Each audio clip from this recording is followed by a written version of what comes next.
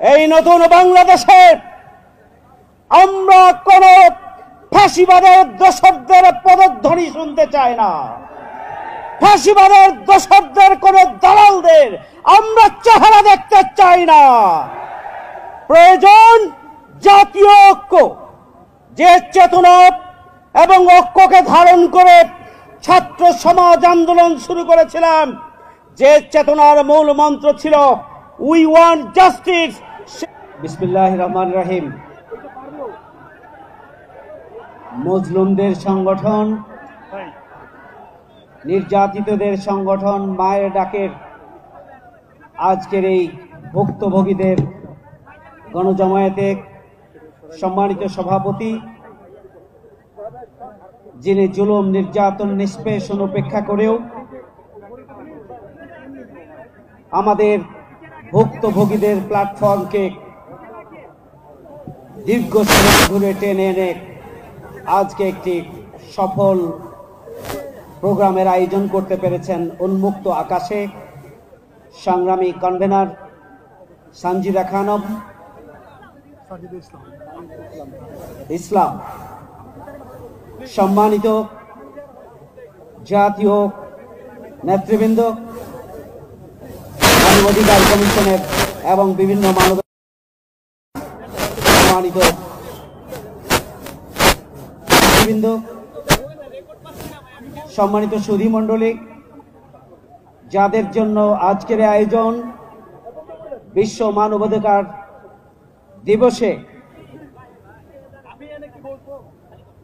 গুম, খুন, হত্যা, জুলুম, নির্যাতন নিষ্পেষণের স্টিম রোলার যাদের উপর দিয়ে চলে গিয়েছে, যে সমস্ত ভাই ও বোনেরা ভুক্তভোগীরা এখানে উপস্থিত রয়েছেন, সম্মানিত ঢাকাবাসী, সাংবাদিক বন্ধুগণ, সংগ্রামে উপস্থিতি, সবাইকে জানাই আন্তরিক শুভেচ্ছা ও সালাম। জাতীয় নেতৃবৃন্দ বক্তব্য রাখবেন। 2006 সালে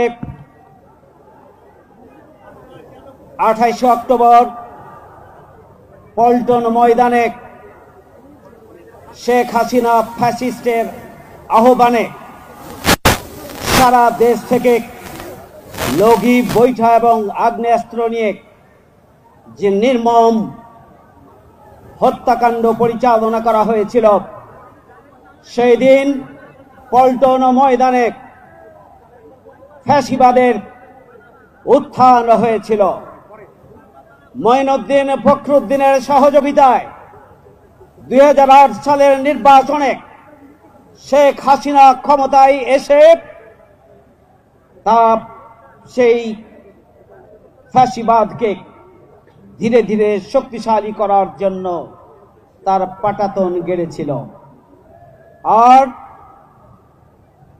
2009 সালে পিলখানার হত্যাকাণ্ডের মধ্য দিয়ে দেশপ্রেমিক সেনাবাহিনীকে হত্যা করে বাংলাদেশের স্বাধীনতা সার্বভৌমত্বকে দুর্বল করে দেওয়া হয়েছিল। বাংলাদেশের ভৌগোলিক সীমানাকে অরক্ষিত করে দেওয়া হয়েছিল। বিডিআর বাহিনীকে হত্যা করার মধ্য দিয়ে আলেম ওলামাদেরকে হত্যা করার জন্য চক্রান্ত করে ওই শেখ হাসিনা 5ই মে শাপলা চত্বরে গণহত্যা পরিচালনা করেছিল আলেম ওলামাদের উপরে। বাংলাদেশের অন্যতম মজলুম রাজনৈতিক দল বাংলাদেশ জামাত ইসলামীর আমিরের জামাত থেকে শুরু করে 11 জন শীর্ষ নেতা, যারা নিরীহ, যারা মজলুম, অন্যায়ভাবে তাদেরকে ফাঁসি দিয়ে জেলখানায় রেখে এবং বাইরে নিপীড়ন করে হত্যা করা হয়েছিল। বাংলাদেশের হাজার হাজার মজলুম জনতার নেত্রী, জাতীয়তাবাদী দলের চেয়ারপারসন বেগম খালেদা জিয়াকে মিথ্যা মামলা দিয়ে জেলখানায় আটকে রেখে বাড়িতে গৃহবন্দী থাকতে বাধ্য করা হয়েছিল। সংগ্রামী ভাইয়ের আমার, মিডিয়াকে নিয়ন্ত্রণ নেওয়া হয়েছিল সিকিউরিটি আইনের নামে। বিচার ব্যবস্থাকে কলুষিত করা হয়েছিল দলীয় বিচারক নিয়োগের মাধ্যমে। পুলিশ এবং আইন শৃঙ্খলা বাহিনীকে পেটুয়া বাহিনী শুধু নয়, বাংলাদেশের জনগণকে জিম্মি করার জন্য তাদেরকে জনগণের বিরুদ্ধে মাঠে নামানো হয়েছিল। তারই ফলশ্রুতিতে আমাদের ভাইরা জীবন দিয়েছে, আমাদের বোনেরা জীবন দিয়েছে। আয়না ঘরে তারা দেখে থাকতে বাধ্য হয়েছে, তাদেরকে গুম করা হয়েছে, খুন করা হয়েছে, অঙ্গহানি করা হয়েছে, চোখ নেওয়া হয়েছে, হাত নেওয়া হয়েছে, পা নেওয়া হয়েছে। লক্ষ্য একটাই, বাংলাদেশ যেন জেগে উঠতে না পারে আওয়ামী লীগের বিরুদ্ধে। সেই জন্যই আইন শৃঙ্খলা বাহিনীকে কাজে লাগানো হয়েছিল। সংগ্রামী ভাইয়ের আমার, বাংলাদেশের সেনাবাহিনীর অন্যতম গুরুত্বপূর্ণ কর্মকর্তা ব্রিগেডিয়ার জেনারেল আজমিকে গুম করা হয়েছিল, আয়না ঘরে রাখা হয়েছিল। এখানে রয়েছেন লেফটেন্যান্ট কর্নেল হাসিন সাহেব, যাকে গুম করে আয়না ঘরে রাখা হয়েছিল। সেনাবাহিনী ছাড় পায় নাই। ওপেন বিশ্ববিদ্যালয়ের শিক্ষক প্রফেসর আব্দুল করিম মিঠু নিচে অপেক্ষমান রয়েছে, তাকেও 22 দিন গুম করে রাখা হয়েছিল। এখানে গুমের শিকার পরিবারগুলো রয়েছেন। এখনো অসংখ্য পরিবারের সদস্যরা তাদের মায়ের কাছে ফিরে যায়। সংগ্রামী ভাইয়ের আমার, যেখানে বিশ্ববিদ্যালয়ের শিক্ষকরা নিরাপদ ছিল না, সেনাবাহিনীর কর্মকর্তাগণ নিরাপদ ছিল না, দেশপ্রেমিক পুলিশ কর্মকর্তাগণ নিরাপদ ছিলেন না, সেখানে জনগণের নিরাপত্তার তো প্রশ্নই আসে না।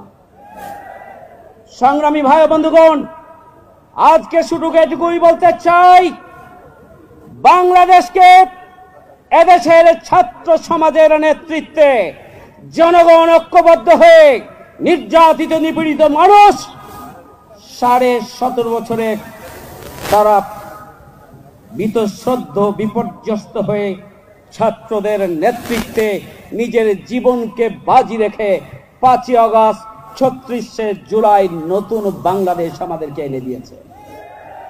এই নতুন বাংলাদেশে আমরা কোন ফাঁসিবাদের দোসরদের পদধ্বনি শুনতে চাই না। ফাঁসিবাদের দোসরদের কোন দালালদের আমরা চেহারা দেখতে চাই না।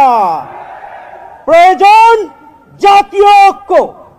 যে চেতনা এবং ঐক্যকে ধারণ করে ছাত্র সমাজ আন্দোলন শুরু করেছিলাম, যে চেতনার মূল মন্ত্র ছিল উই ওয়ান্ট জাস্টিস, সেই চেতনাকে ধারণ করে আগামী দিনে ঐক্যবদ্ধভাবে নতুন বাংলাদেশের পাঠাতনের উপরে একটি শক্তিশালী গণতান্ত্রিক জনগণের নতুন বাংলাদেশ গড়ে তোলার জন্য আমরা যদি আমাদের জীবন বাজি রেখে ভূমিকা পালন করতে পারি, তাহলেই আমাদের গুম খুনের শিকার নির্যাতিত নিপীড়িত পরিবারগুলোর মুখে আমরা হাসি দেখতে পারবো।